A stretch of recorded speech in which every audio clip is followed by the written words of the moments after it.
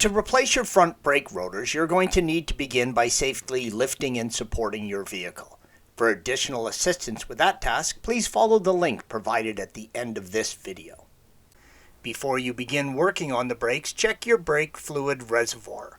You will need to compress the caliper piston, in which will cause brake fluid to travel back up into the reservoir, and you will need to make sure there's room for it. Red arrow. Carefully clean around the reservoir before you open it, as you do not want any dirt or debris getting into it. Be prepared to use a turkey baster or fluid pump to extract some of the brake fluid if necessary.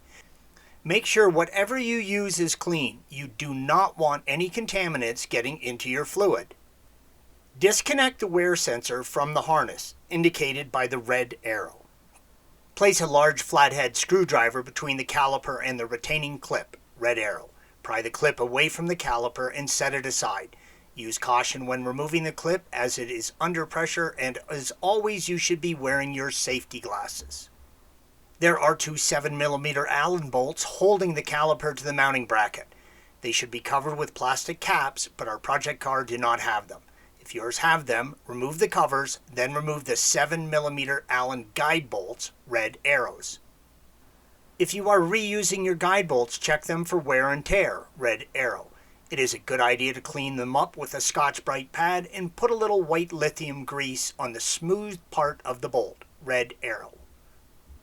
Pull the caliper back off the rotor, red arrow. Sometimes the brake pad will stay in the mounting bracket on the exterior pad, yellow arrow, and sometimes it comes off with the caliper.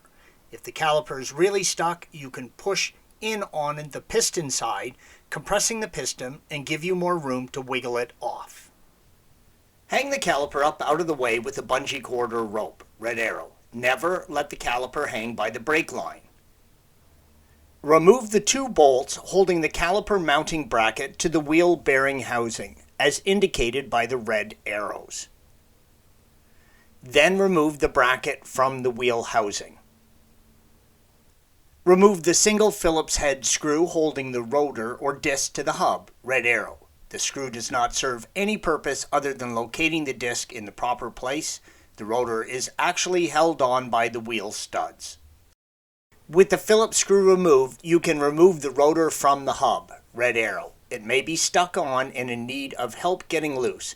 You can use a rubber hammer and hit the hat of the rotor to help free it up. Be careful, it's going to be heavy. Make sure to clean the mounting surface between the rotor and the hub with a wire brush, red arrow, to make a clean and level mounting surface for the new rotor. Installation is the reverse of removal. The new disc or rotor will be thicker than the old one and will necessitate pushing the brake piston back into the caliper to make room for the thicker disc. As I showed you at the beginning, make sure there is room for the brake fluid to move back into the reservoir. Then next use a large C-clamp, yellow arrow, and one of the brake pads, red arrow, and compress the piston, green arrow, back into the caliper. Then the rest of the installation is the reverse of removal, making sure to pump the brakes a few times before driving, and then you must bed your brake pads to your new discs. Please follow the bedding procedure that came with the manufacturer of the disc that you purchased. Thanks for watching. Be sure to subscribe to our channel and check out another video in this series.